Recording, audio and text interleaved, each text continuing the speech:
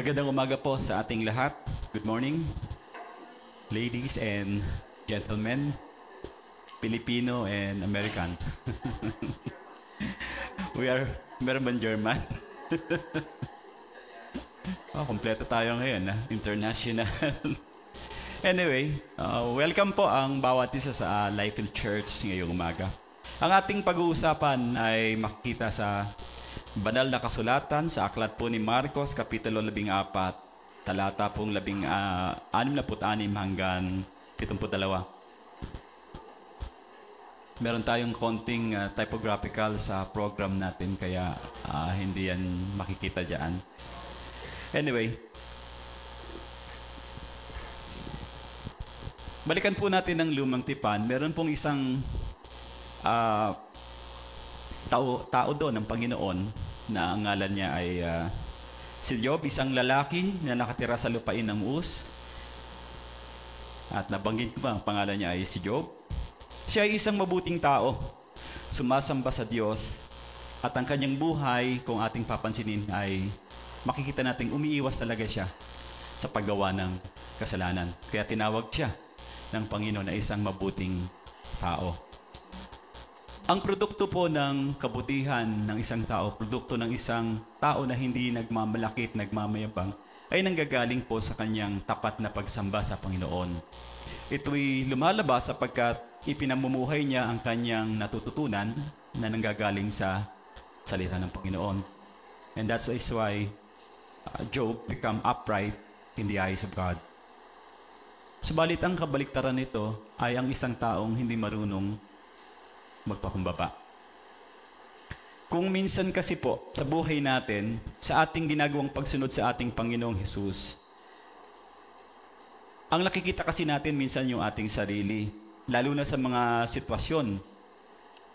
Mga sitwasyon na kung minsan ay hindi naman natin pinili na harapin at mangyari sa buhay natin. Mga sitwasyon na minsan hindi natin maarok, hindi natin maunawaan.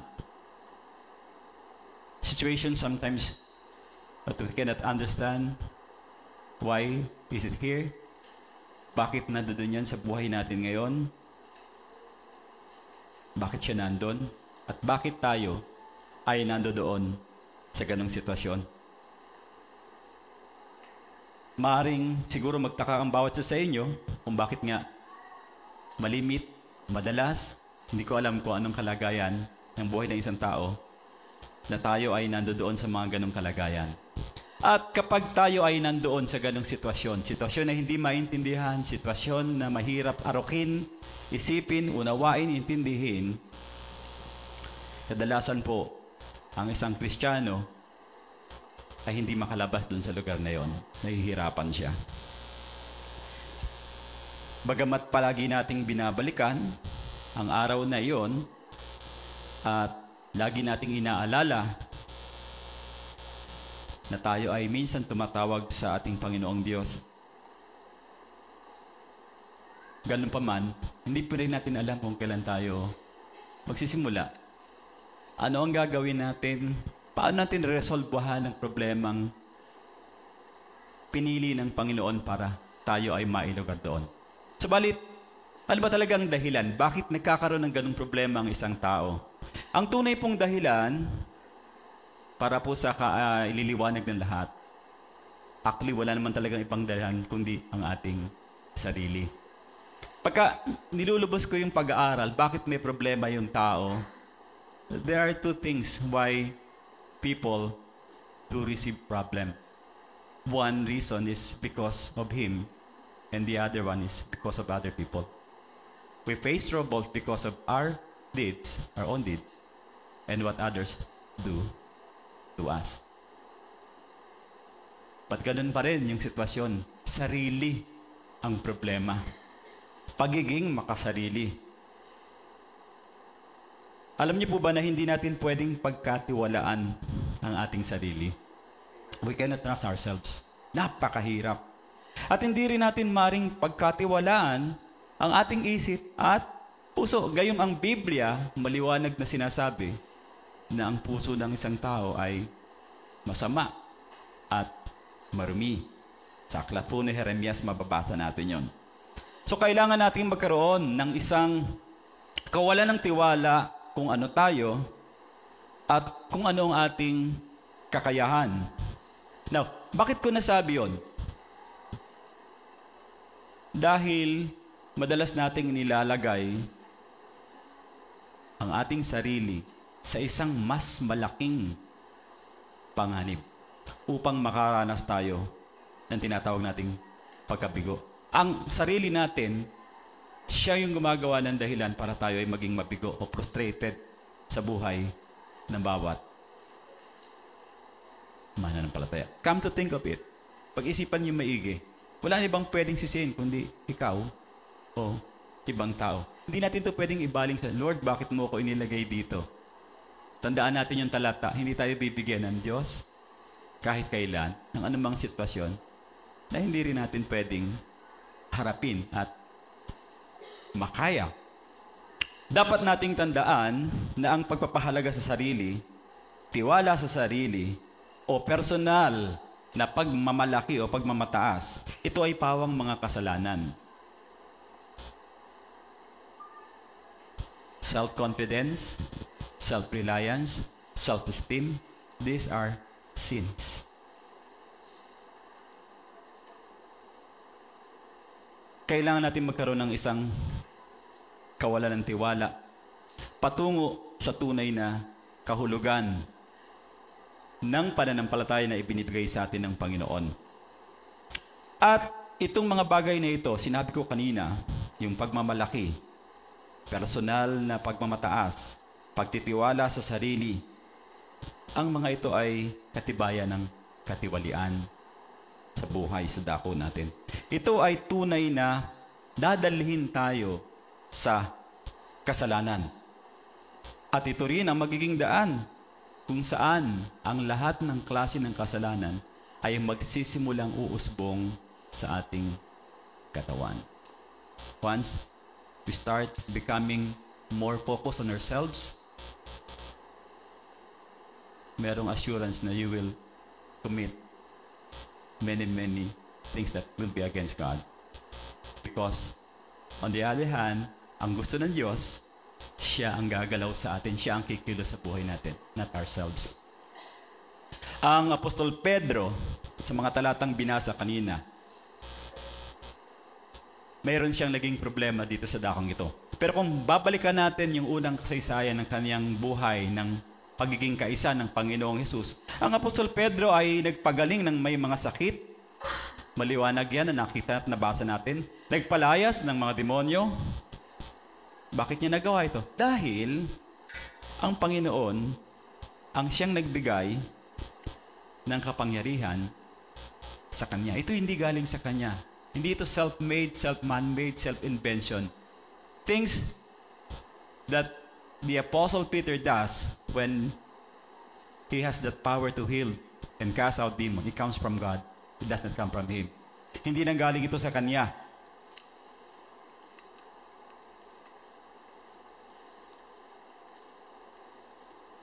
Subalit, ang hindi talaga mapagtanto ng Apostol Pedro, bagamat meron nga siyang kapangyarihan na nanggaling sa Panginoon, ay ang natitirang kahinaan ng kanyang sarili na siyang naglagay sa kanya upang mahulog sa tukso.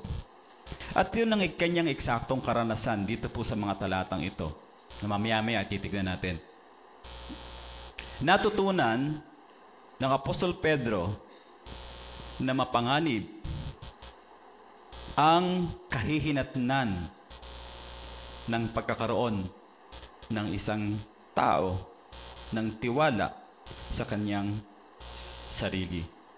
Bagamat ito'y pinapahintulutan ng Panginoon sa kalagayang pangunawa upang maintindihan natin at naintindihan ni Apostol Pedro ang isang bagay na nangyari sa kanyang buhay na hindi niya malilimutan sa paraan ng Diyos. Di ba may mga ganong sitwasyon? God allowed situations sa buhay natin at mahihirap na sitwasyon, ang ibig sabihin nito para matandaan natin na dapat sasang-ayon tayo sa kalooban ng Diyos, hindi sa kalooban ng sariling buhay natin. We will all depend on God, 100% dependence on God. Not on others, not on things, not on power, not on anything that is containing in this world, but sa Panginoon lang. Natuto ang Apostol Pedro sa kanyang buhay at kailangan din nating matutunan at malaman ang mga bagay na ito. Pero bago tayo magpatuloy na malaman kung ano yung bagay na natutunan ni Apostol Pedro, tayo muna po ay dumako sa panalangin. Let us all pray. Maraming salamat po, Panginoon, sa umagang ito, sa mga aral na inyong ituturo sa amin. At sa pamamagitan po ng inyong gabay, mabigyan kami ng karunungan at patnubay. Nawa, O Diyos, magamit namin ng lahat ng iyong mga aral, hindi lang ngayon, kundi sa araw-araw ng aming buhay, Panginoon. Gabayan mo po kaming muli at inyo pong dagdagan ng lakas na kailangan namin. Everybody says, Amen. Now, the question is, bakit ito nangyari? Bakit nagawang ipagkanulo, ipagkaila ng Apostol Pedro ang ating Panginoon? Paano niya ito ginawa? Paano niya ito inisip? Paano niya ipinakita sa kanyang buhay na nagawa niyang tanggihan ang tagapagligtas at ang Panginoon? Karagdagang tanong, anong uri ng puwersa ang ginamit ng Apostol Pedro at humantong ang kanyang kalagayan sa sitwasyong siya ay naging duwag? Tanong ko lang po, dagdag na tanong, maaari bang maging kaparehas tayo ni Apostol Pedro? Meron di kaya tayong puwersa sa kasalukuyan na katulad ng kay Apostol Pedro upang tayo rin mismo ay mahikayat na gawin ang parehong kalagayan? To have the same force that the Apostle Peter has during those time that he denied and disowned Christ? I think meron. And it's true. Alam nyo, pwede talagang mangyari po ang bagay na yon sa dahilang kahit tayo ay born again na, kahit na nabago na yung ating katawang spiritual, hindi pa rin natin pwedeng maalis ang pagkakulong natin sa makasalanang laman na ating taglay sa ating buhay. Ang physical kasi nating katawan, para po sa kaalaman ng lahat, our physical body is corrupt, madumi, ano pa, makasalanan, makasarili, o we call it self-protected in English. Yun ang kategorya ng katawan ng isang tao. Sa lahat ng bagay, wala siyang ibang iniisip kundi ang kanyang sarili. Subalit gusto kong makita ninyo na ang katawan ay talagang mahina.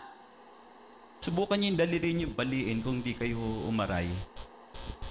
Napakahina ng ating katawan. Maaring hindi kayo nakakaram ng panghihina ngayon dahil siguro medyo bata pa kayo.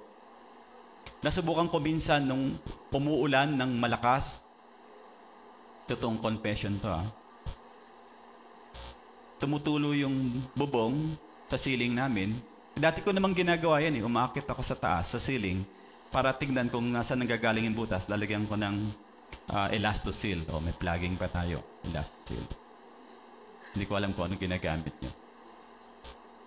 You know what happened? Pagdating dun sa taas, sumakit yung ganito ko, likod. Nagpulikat yung paa. Di ba yung ceiling normally ganyan ng kataas yung parang tinitraining sa military nun dahil masikip yung daan. So, ang lakas ng ulan, I was calling Ina doon sa baba, hindi niya ako marinig.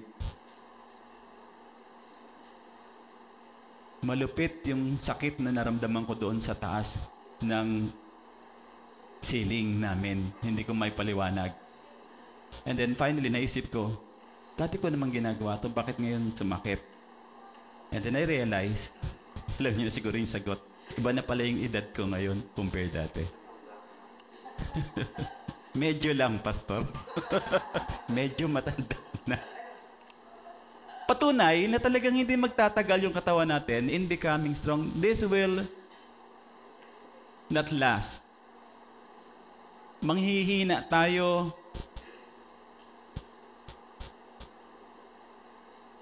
Magkakasakit. Papunta talaga sa kamatayan at panghihina. Nabanggit na yun ng Panginoon, sa alabok nang galing, siyang babalik. Sa alabok ulit. So, yung bahagi ng buhay natin, mula nang ipinanganak tayo hanggang sa tayo ay mamatay, pahina yan, hindi yan palakas. Akala nung iba palakas yan. Actually, yung bracket na tinatawag sa pag-aaral ng medisina, yung lakas mo yata hanggang 25 years old lang. Pag 25, pahina na yon, pabalik na. Hindi ko alam kung tama yung research na yon, but yun ang isang nakita ko. Others says 50, but in reality, it's just 25. So, pag 25 years old ka na, pataas, humihina ka na nun. Hindi na nagiging kaparehas mo yung katawan. Kahit madagdagan mo yung pag-weights mo yan, dagdagan mo exercise, may hirapan ka talaga dahil ang katotohanan, mahina ang ating katawan. Ito hindi kasi napagtanto ni Apostol Pedro, akala niya malakas siya eh. Malakas tayo kapag tayo may kapangyarihan ng Panginoon. Hindi ba sabi niya sa term, the spirit is willing, but the flesh is napakahina, weak. Kaya nga dapat nating matutunan ng mga bagay na to. Bagay na mga mahalaga mula sa karanasan na nangyari kay Apostol Pedro. At yan din yung nais kong makita sana natin ngayong umaga. Makita natin ang buo kung ano yung bagay na dapat natin matutunan. Saan ba dinala ng Apostol Pedro ang kanyang pagiging masyadong kumpiyansa sa sarili? Lakas kasi ng loob niya ng mga bagay na pinagpapakita niya sa Panginoon. Bakit ikinila niya ang Panginoon ng 3 beses? Kung naalala niyo, 3 beses siyang ikinayla. Yung una, medyo sorpresa, yung dating ni Apostol Pedro, di ba? Kumuha siya ng espada at sabi ko nga sa inyo, hindi naman talaga siya sundalo, siya ay mangingisda. Kaya yung bahagi ng leg sana yung patatamaan ng sibat o ng sibat ng espada, ang nadali ay yung tenga. Medyo mayabang pa siya noon. Talagang dinideklara niya sa sarili niya na hindi kita pababayaan, Panginoon, hanggang kamatayan sasamahan kita. Yung dalawang sumunod, hindi na to sorpresa. Ito yung tinatawag nating hindi na paghandaang mga sagot. At ito'y mababasa natin sa mga sumusunod na talata. Puntahan po natin. Marcos 14, 66,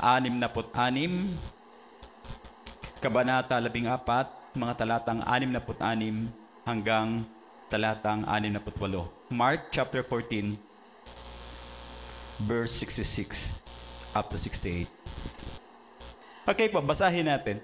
Samantala, si Pedro naman ay nasa patio sa ibaba nang lumapit ang isang babaeng katulong ng pinakapunong pari. 67. Nakita nito si Pedro na nagpapainit sa apoy. Pinagmasdang mabuti at pagkatapos ay sinabi, kasama ka rin ni Jesus na taga Nazaret, di ba? 68. Ngunit nagkaila si Pedro. Wala akong nalalaman sa sinasabi mo. Ganun ang pagsagot niya. At kaagad siyang umalis, nagpunta sa labasan. And then what happened? Tumilaok ang manok. Papaanong nakapasok ang Apostol Pedro dito sa patio? Maaring nagtatanong kayo. Kasi dapat sa paghuli sa Panginoon, sa pagdakip sa Panginoon, gwardyado na to ng mga Roman soldiers. Hindi na pwedeng makapasok kung saan sila pupunta. Yung dako na pinagdalan sa Panginoon, ang nakakapasok lang doon, yung mga may relasyon sa tinatawag nating kaparian. Okay? Malayo si Apostol Pedro, paano siya nakapasok doon sa loob? Hindi nga siya pinapasok nung umpisa eh. Alam niyo kung paano siya nakapasok? Dahil kay Apostol Juan. Ang Apostol Juan ay may lahi ng pagiging saserdote. Kaya nung ipinagpaalam niya doon sa katulong na papasukin si Apostol Pedro, pinapasok si Apostol Pedro doon sa dako. Gusto ko lang makita niyo rito. Mukhang totoo ang dating ng Apostol Pedro. Kasi hindi niya talaga iniiwan ng Panginoon. Hinuhuli na ang Panginoon, pero sumusunod pa rin siya. Pagpapakita na talagang meron siyang pagmamahal at pag-ibig. He was at a distance with the Lord, the Apostle Peter. Okay? Subalit, hindi nga niya naiintindihan anong plano sa kanya ng Diyos. Ang Apostol Pedro ay nakatalaga para mahulog sa isang tukso. Ang kanyang kalooban bilang tao, ang kanyang pag-ibig para sa Panginoon, ang kanyang pag-ibig para sa katotohanan, ang kanyang hangarin na sumunod upang magbigay ng karangalan sa ating Diyos, ay tunay na ganap at gumagana. Ngunit, ang hindi niya nauunawaan sa mga pagkakataong ito ay ang kapangyarihan ng kanyang laman. Ito na nga yung binabanggit natin. Ang kanyang mangmang na paniniwala sa kanyang sarili ang naghantong sa kanyang pagiging bulag.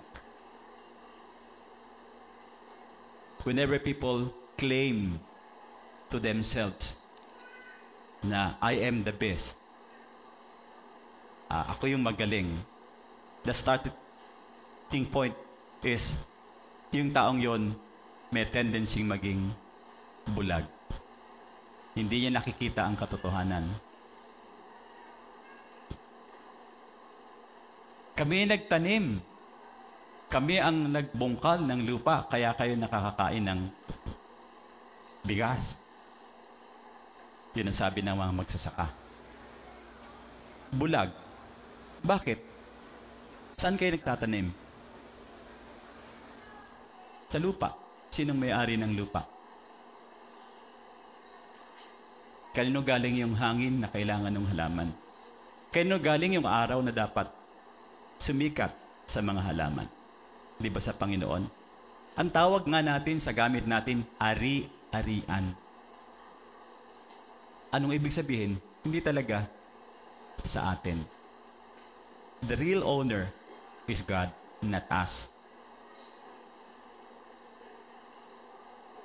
Kaya yung blindness ng isang tao nanggagaling kapag nakapokus ka na sa sarili mo. Dito, medyo nabubulag na unti-unti itong si Apostol Pedro. Yung insidente ng pagiging bulag dito ni Apostol Pedro, hindi niya nakita ang gustong sabihin ng ating Panginoon. Nakasarado kasi yung tenga niya eh. Nagkaroon ng kahinaan ng loob, naging mahina, sa madaling salita, napunta siya sa karubagan o naging duwag. Sabi kasi ng Panginoon, ilang beses inulit, ipagkakaila mo ko, titilao kang manok. Naglalakad sila, tanda mo to, Pedro, darating panahon ako ipagkakaila mo at titilao kang manok. Ilang beses sinabi ng Panginoon yun. Kung nakikinig siya, dapat tinanggap niya yun. Hindi siya nakikinig eh. Alam niyo sa original na lingwahe, hindi ganun yung pagka-kwento nito, no? Medyo talagang nagyayabang ang Apostol Pedro dito. Panginoon, alam ko, magaling ka. Alam ko, kaligtasan ikaw ang magbibigay niyan. Alam ko yung mga pangangailangan namin sa iyo manggagaling. At alam ko na marunong ka sa lahat at nakikita mo kung ano yung mangyayari. Pero sa pagkakataong ito, Panginoon, iba to, sabi ni Apostol Pedro. Ikaw ay mali, ako ang tama. Ganon yung kwento rito. Kung ating papansin, dinidiin talaga ni Apostol Pedro yung sarili niya. Mali ka, Panginoon, ako ang tama. Malakas ako, walang makakapigil sa akin. Nalalaman ko ang sarili ko. Di ba ginagamit natin yung salitang yon? Kinala ko ang aking sarili. You always depend on yourself. That's why bumabagsak tayo.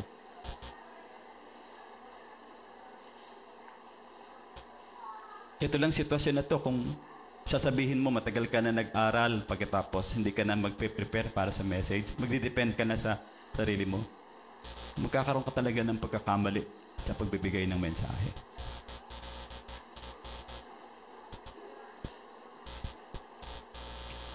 Kailang talaga nakikinig sa Panginoon.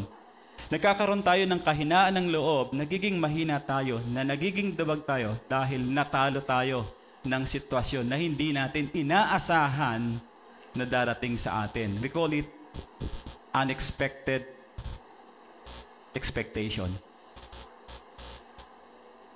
Things we cannot understand because God allow it to happen on that day para sa iyo.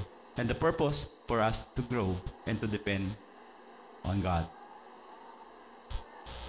Sabi po sa unang Korinto, Kabanata 10, talatang 12, kaya't mag-ingat ang sinumang nag-aakalang siya'y nakatayo. Baka siya matisod. Napakaganda ng talata. Pinag-iingat tayo. There is a warning because self-confidence is dangerous. You see the warning that was given by the Apostle Paul. Dapat nating tandaan na ang pananampalataya ay hindi maaring mabigo kasi namamagitan sa atin ng Panginoong Jesus. Kapag nagdepende tayo sa pananampalataya, assured, meron tayong sagot at tugon na manggagaling sa Panginoon kasi sa Kanya yon. Pero pag nagdepende tayo sa sarili natin, huwag kayong umasa na magkakaroon ng sagot, tugon yan. Hindi yan 100% because we are imperfect. Lahat ng gagawin natin, laging may flaws, laging may mali. But if we depend on God and we allow God to work in our life, makikita niyo yung kondisyon at sitwasyon. The result will be different compared to propagation of self. At ito ay natutunan ng Apostol Pedro, kung ako'y magpapatuloy, na sa pamamagitan ng isang mahirap na paraan patungkol sa mga panganib ng kanyang pagmamataas, nakaranas siya ng ganong sitwasyon. Proverbs chapter 16 verse 18. Ang kapalalo ay humahantong sa pagkawasak at ang mapagmataas na isipan, ano sabi ng Panginoon, ay ibabagsak. Ilang tao na ang nakita nyo sa daigdig na nag-claim na sila yung the best, sila yung pinakamagaling. If I were to recall one of the Beatles, maybe natatandaan niyo pa, the name John Lennon. Dito siya naging popular nung sinabi niyang, we are more popular than Jesus Christ. Pagkasabi niya noon, the next day, siya ay, ano nangyari? Binarel. Patay na siya. Nasaan na siya ngayon? Wala na. Sa tao kasi ganun eh. Sa lugar ganun din. Panapanahon. Hindi katulad sa Panginoon, very firm yung direksyon ng Diyos. Hindi siya nagbabago because of His immutability.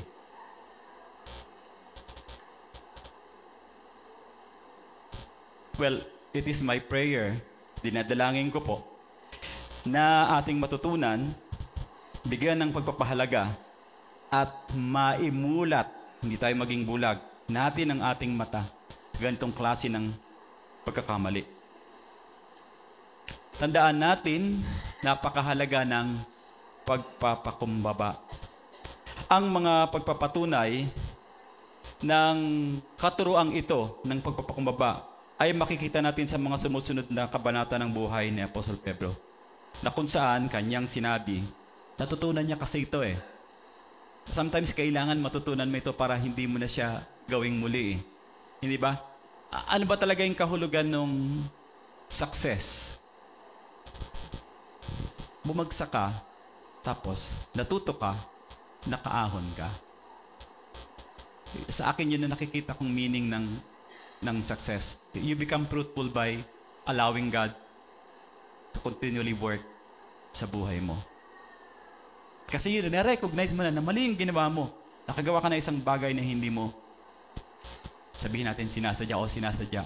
But come to realize na dapat pinanilingan mo ang Diyos kaysa sa sarili mong kumpiyansa. Sabi po ni Apostol Pedro sa kanyang aklat, sa unang Pedro, chapter 5, verses 5 to 7, at kayo namang mga kabataan,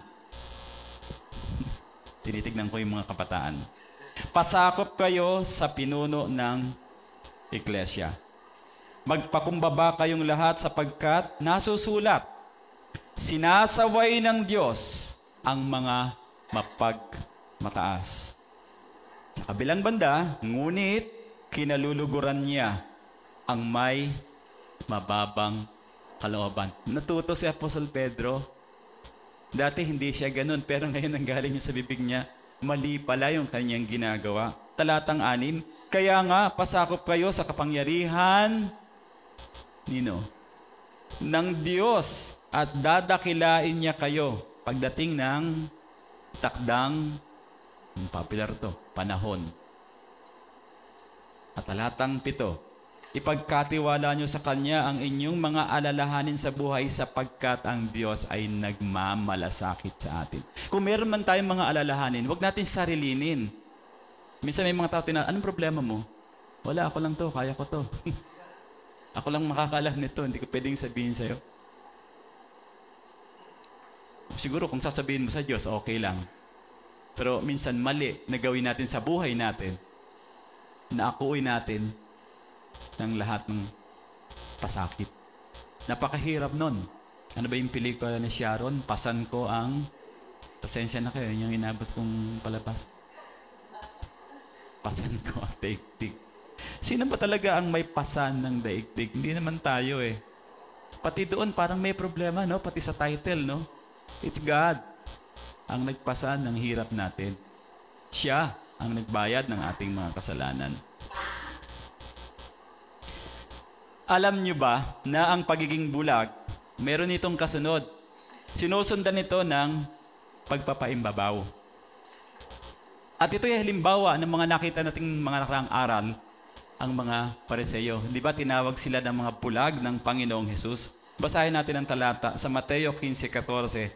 Hayaan nyo sila. Sila ay mga bulag na taga-akay ng mga bulag. At kapag bulag ang umaakay sa kapwa bulag, pareha silang mahuhulog sa hukay. Ang Pariseo, mga paimbabaw.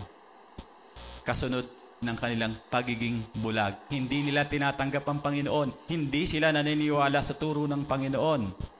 Kunwari lang sa Diyos sila, pero ang katotohanan, sarili nila ang kanilang gustong maging Diyos. Yun ang gusto nilang makita ng mga tao. Sila ang sambahin ng mga tao at hindi ang Panginoon. Ginagamit lang nila ang salitang Diyos. Anong katotohanan nito? Kunwari nakikinig. Kunwari sumusunod.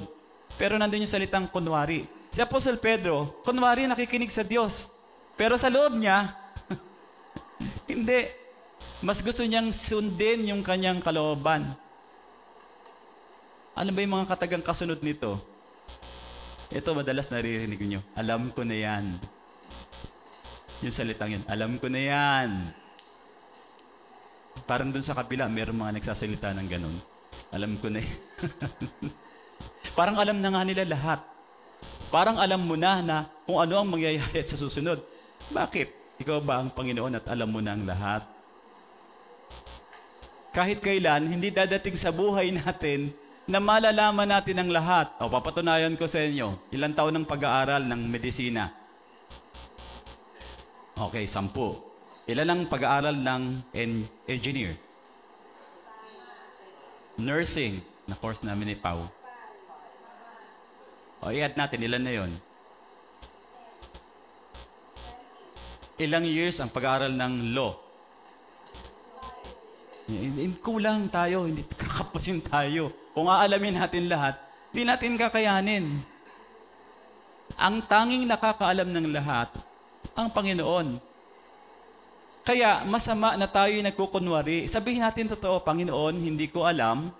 Ikaw ang nakakaalam, higit na may alam. Kaya ikaw ang masunod sa buhay ko, hindi ako. Amen. Amen ba? Parang ang hina. Kailangan ng Diyos ang nasusunod, hindi po tayo. Ibig sabihin, mali ang pagkukunwari dahil ito'y pagpapaimbabaw.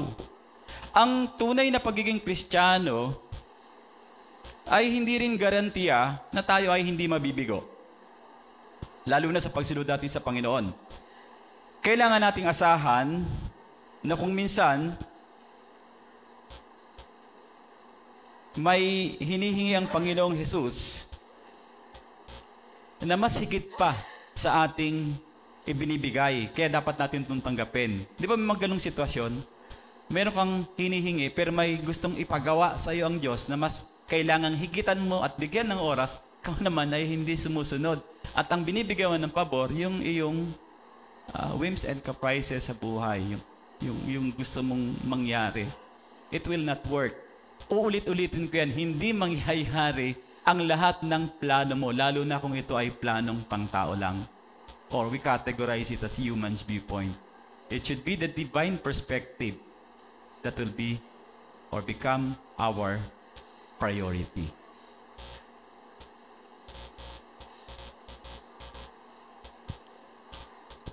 At sa pamamagitan nito, yung ating ginagawang pagsunod sa Panginoon, maaari nating parehong malaman. Una, yung ating sarili. Pangalawa, yung ating limitasyon. Maliwanag po. Limitasyon kasi, merong biyaya na tinatawag. Biyaya na nanggagaling sa Diyos. Ibig sabihin, mas kailangan natin yon kaysa sa ipuproduce natin na lakas.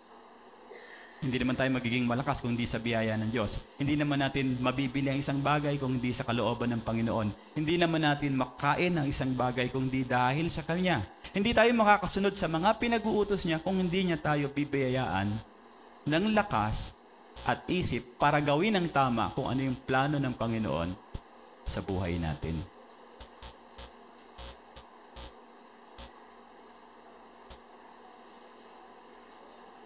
Sa talata pong 69 ng Marcos 14, nakita na naman siya ng isang babaeng katulong at sinabi sa mga naroon, ang taong ito ay isa sa kanila. At muling nagkaila si Pedro. Yung kanyang pagkakaila dito, may halo ng pagpapaimbabaw. Fakery or hindi na totoo. Kilala naman niya talaga, pero anong sabi niya? Hindi ko kilala yan. Hindi ko kilala yan. Hindi ko kasama yan.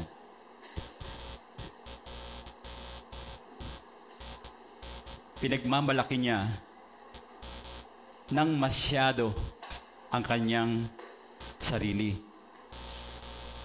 Katunayan, hindi siya nakinig, tapos hindi pa rin siya nanalangin.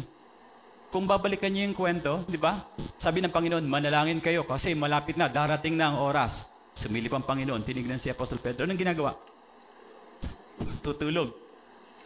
Ganun sa prayer meeting, may mga natutulog. Minsan hindi prayer meeting, no? Bumalik ang Panginoon, sinilip, anong ginagawa niyo? Natutulog. Anong nais palabasin dito? Parang gustong palabasin ni Apostol Pedro. Na kaya niya na yan kahit hindi siya manalangin, kahit hindi siya makinig. Doon siya nagkakamali. At sa pagiging bulag at pagpapaimbabaw, nalayo na siya sa Panginoon. Si Apostol Pedro, nalayo na. Unti-unti na siyang nalalayo. Sana nakikita niyo yung direksyon. Kapag tayo naging ganun, malalayo tayo sa Panginoon. At siya ngayon ay isang dekalidad, tawagin nating dekalidad, na kandidato sa susunod na hakbang, ang pagsisinungaling. Nakita niyo yung lugar.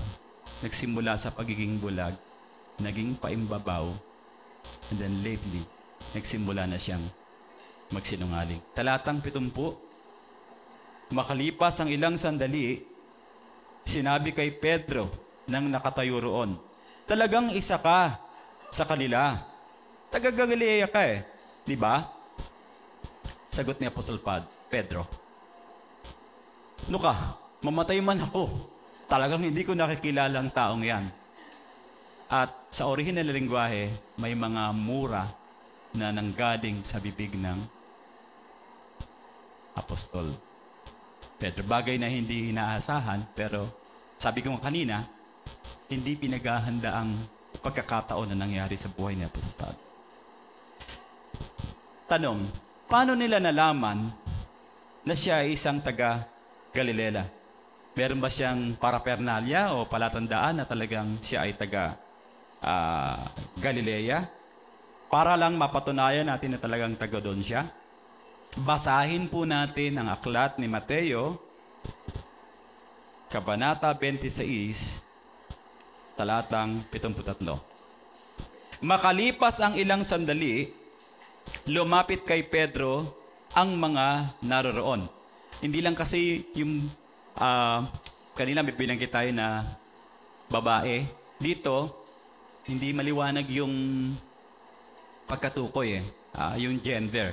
Maaring pares, may babae, may lalaki. Marami kasing nakatambay dito sa dakong ito ng patio.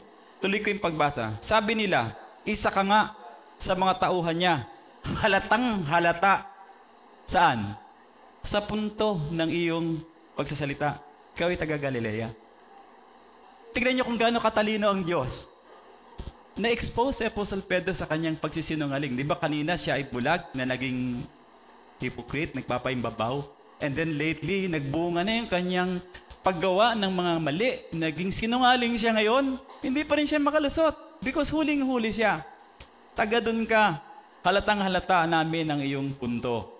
Isa pa, sa John chapter 18 verse 26, tinanong naman siya ng isa sa mga utusan ng pinakapunong pari ng mga Hudyo at kamag-anak ng lalaking natagpasan ng tainga. Dito huli-huli siya, hindi siya nakatago. Hindi ba ikaw ang nakita kong kasama ni Jesus sa halamanan? Ibig sabihin, yung mismong pinutulan ni Apostol Pedro ng tenga, nandoon yung kamag-anak kasama. Booking uli. Hindi siya makawala. At pagkatapos nun, mas malulupit na sumpa na ang lumabas sa bibig ni Apostol Pedro. Sumpa at tuloy-tuloy na pagmumura na ang lumalabas sa kanyang bibig. Una sa isang babae, pagkatapos nagpatuloy pa sa mga ilang mga tao na nandoon, at ang ibang mga batang babae at isa pang marahil isang pares na mga standby ay nakarinig ng kanyang mga kakaibang tema ng pagsasalita. Kristiyano, apostol, pagkatapos nagkaganito. Siguro kung iisipin niya pat nagkaganon, alam niyo na yung dahilan, no? Nagsimula sa pagkilala, kumpiyansa sa pagiging sarili. Paano niya kaya nasabi yun?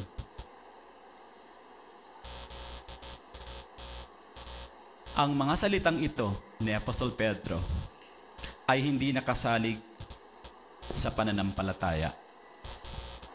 Ngunit, ang pinagsantigan ni Apostol Pedro, kaya siya nakapagsalita ng ganitong klase ng mga salita, ay ang kanyang pagtitiwala sa sarili.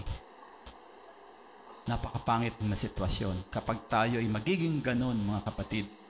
Magkakaroon ng iba-ibang klaseng hindi magandang salita sa bibig natin. Yan ay dahilan kapag gusto mong itaas ang iyong sarili. Yung panlalait doon nanggagaling, kaya ka nang lalait, gusto mong itaas yung iyong sarili. Alalahanin niyo yung mga talatang binasa natin kanina na binabagsak ng Diyos ang taong nagmamalaki. At ang malungkot nga nito, dahil doon sa pagmamalaki ng isang tao at sa pagiging bulag niya, nadidiin pa yung kanyang isang klase ng maling gawa, which is pagsisinungaling sa manyang kapwa. Siya nga pala, bago ko makalimutan, isa sa pinakagiliw-giliw po na pagpapahayag ng kwento ng buhay na ito na dapat hindi natin makalimutan sa mga oras na ito bago tayo dumako sa huling bahagi ng ating pag-aaral.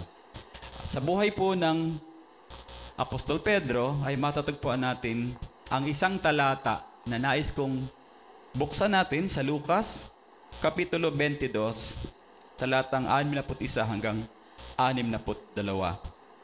Basahin po natin. Lumingon ang Panginoon at tumingin kay Apostol Pedro. At naalala ni Pedro ang sinabi ng Panginoon, bago tumilaw ang manok sa araw na ito, ay 3 beses mo akong ikakaila.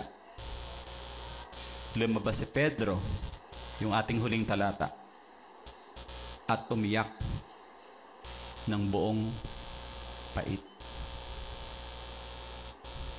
Diretso po sa mga mata ni Apostol Pedro, napunta ang tingin ng Panginoong Jesus. Can you imagine that?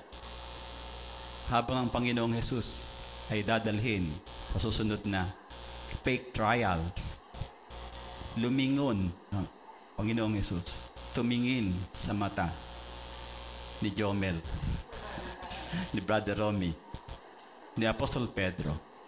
At si Apostol Pedro, tumingin, nagkatitigan sila sa harap ng iyon.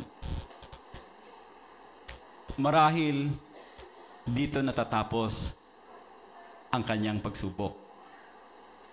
Kasi ibabalik na sa bilangguan ng Panginoon na kung saan dadanasin ng ating Panginoon ang mga peking paglilitis, mga hampas, sampal, pagdura sa kanyang mukha, pawis, hirap, kahihiyan. Alam niyo yung mga ipapako sa krus, isa lang kahulugan nun, ipinapahiya sa mga tao. Ang kanyang kasuotan na magkakaroon ng dugo, punong-puno ng dugo, dahil sa mga latay at hampas na kanyang dadanasin. At higit sa lahat, ang pagpako sa ating Panginoong Hesus sa krus. Isang masakit na mga sandali para sa ating Panginoon. Tumingin ang Panginoon sa mata ni Apostol Pedro. Tingin na kailanman ay hindi malilimutan ni Apostol Pedro. Sino man sa atin ay malamang hindi pa nakaranas ng pagtitig ng Panginoon na kagaya ng Apostol Pedro. Pero naniniwala po ako sa pagkakataong ito na ang mga mata ng Panginoon, Panginoong Jesus, ay nakatingin sa ating lahat. Nagbabantay sa mga kasalanang pagpapaimbabaw, pagiging bulag, at pagsisinungaling na nararapat nating ihingi ng tawad sa lahat ng oras. Tayo po ay manalangin. Aming Diyos na makapangyarihan sa lahat, pinasasalamatan ka namin para sa mga oras na iyong ginawa upang aming makita ang kahalagahan ng kwentong ito. Alam ko po na mayroong panghigit na dapat naming tignan patungkol sa spiritual na mga issue. Ang aming spiritual na buhay, Panginoon. Ngunit naririto ang isang aralin na dapat naming bigyang pansin habang ang mga ninanais ng aming sarili ay lumihis at dumako sa iyo. Ang amin namang spiritual na katawan ay patuloy na mananalangin na palagi kami maging malakas, banal, dalisay, at matuwid sa iyong harapan. Matutunan namin ngayong umaga, O Diyos, na labanan namin ang aming sarili sa mga uri ng mga karanasan sa pamamagitan ng pakikinig namin ng mabuti sa iyong mga salita. At matutunan din naming mag-aral ng tamang paniniwala ng aming pagyakap sa pamamagitan ng dasal para sa aming kabanadang lakas habang hinaharap namin ang mga tukso. Matutunan po namin mula kay Apostol Pedro kung sakaling kami magkaroon ng mahirap na pagsubok, maging buo ang aming pananalig sa iyo. Pananampalatayang hindi kayang sirain at hindi mamamatay. Maging tapat kami at matapang ng pagpapakilala ng iyong kadakilaan sa harap ng mga tao. Ito ang aming dalangin sa pangalan ng iyong anak na si Jesus. Everybody says amen.